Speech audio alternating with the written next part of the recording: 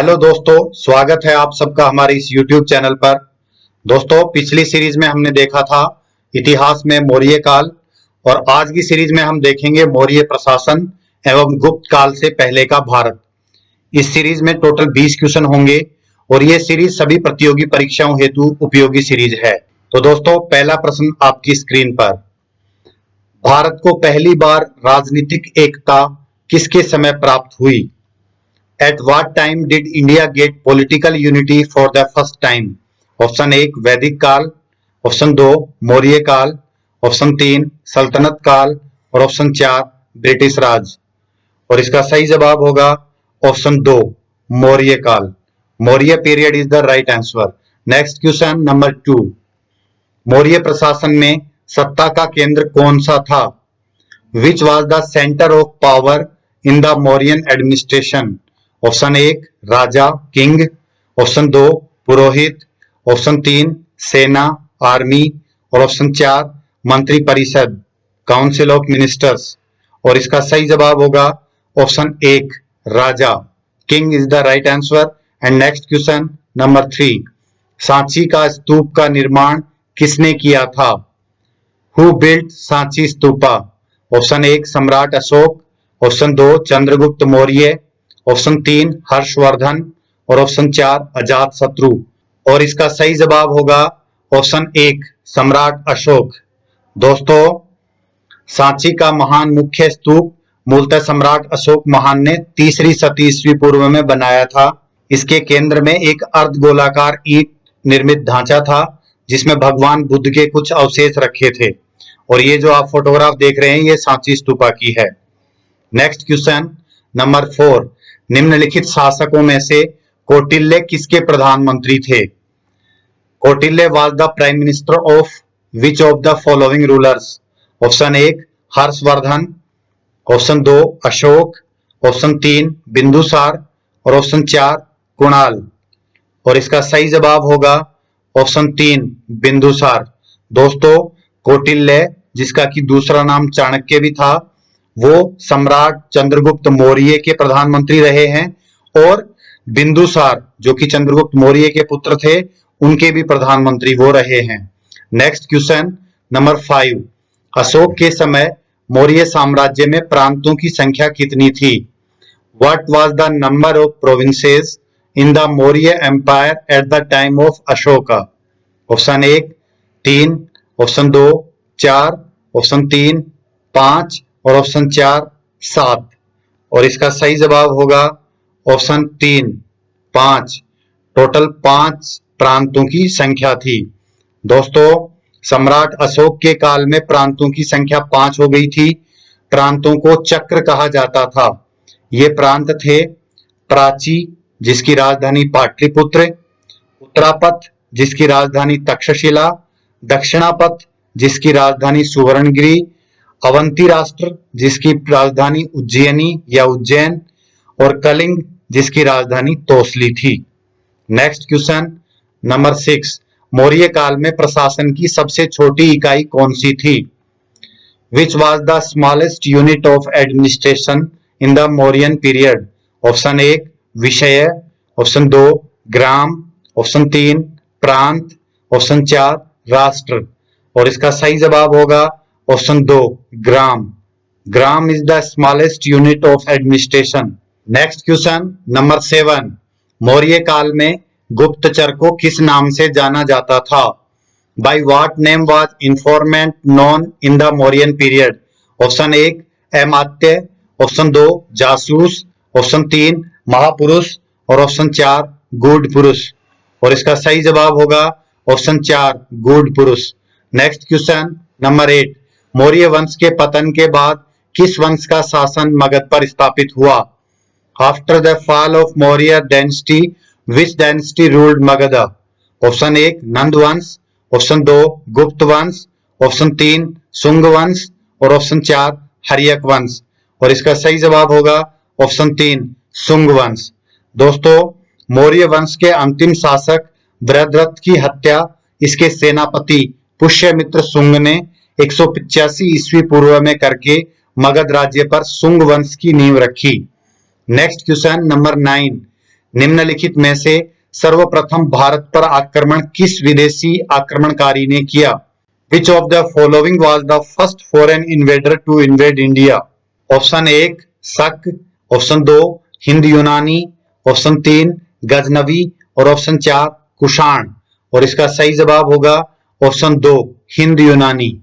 Next question number 10, Hind यूनानी शासकों में से सबसे प्रख्यात शासक कौन सा था? Which was the most eminent ruler from Indo-Greek rulers? Option 1 Demetrius, option 2 Menander, option 3 Eucratides, option 4 Seleucus. और इसका सही जवाब होगा ऑप्शन 2 मिनेंडर। दोस्तों, हिंद यूनानी शासकों में सबसे अधिक विख्यात मिनेंडर था। इसकी राजधानी साकल शिक्षा का प्रमुख केंद्र थी। मिनेंडर ने नागसेन या नागार्जुन से बौद्ध धर्म की दीक्षा ली। मिनेंडर के प्रश्न एवं नागसेन द्वारा दिए गए उत्तर एक पुस्तक के रूप में संग्रहित हैं, जिसका नाम मिलिंदपन्हो है। नेक्स्ट क्वेश्चन नंबर 11, भारत में सबसे पहले सोने के सिक्के किन शासकों ने चलाए थे? Which ruler introduced the gold coins in India? Option 1 Hind यूनानी, ऑप्शन 2 शक, ऑप्शन 3 कुषाण और ऑप्शन 4 मुगल। और इसका सही जवाब होगा ऑप्शन 1 हिंद यूनानी। Next question number 12, Vikram Samvat की शुरुआत कब की गई? When was Vikram Samvat started? Option 1 58 ईस्वी पूर्व 58 BC, ऑप्शन 2 58 ईस्वी सन 58 AD, ऑप्शन 3 78 ईस्वी पूर्व 78 BC और ऑप्शन 4 120 ईस्वी पूर्व 120 BC। और इसका सही जवाब होगा ऑप्शन 1 58 ईस्वी पूर्व। दोस्तों, शक शासकों पर विजय के उपलक्ष्य में 58 ईस्वी पूर्व में एक नया संवत विक्रम संवत के नाम से प्रारंभ हुआ। यह विजय उज्जैन के एक स्थानीय राजा ने प्राप्त की थी और विक्रमादित्य की उपाधि भी धारण की थी। शक मूलतः मध्य एशिया के निवासी थे और चरागाह की खोज में भारत आए थे। नेक्स्ट क्वेश्चन नंबर 13, कुषाण वंश के संस्थापक कौन थे? Who was the founder of Kushan dynasty? Option 1 Kanishka, option 2 Kujula Kadphises, option 3 Vima ताक्टू, option 4 Vim कड़फिसेस। और इसका सही जवाब होगा option 2 Kujula Kadphises. Next question number 14, Kushan वंश का सबसे प्रसिद्ध राजा कौन हुआ है? Who is the most famous king of the Kushan dynasty? Option 1 Kanishka, option 2 Kujula Kadphises, option 3 Pushyamitra और ऑप्शन 4 विक्रमादित्य।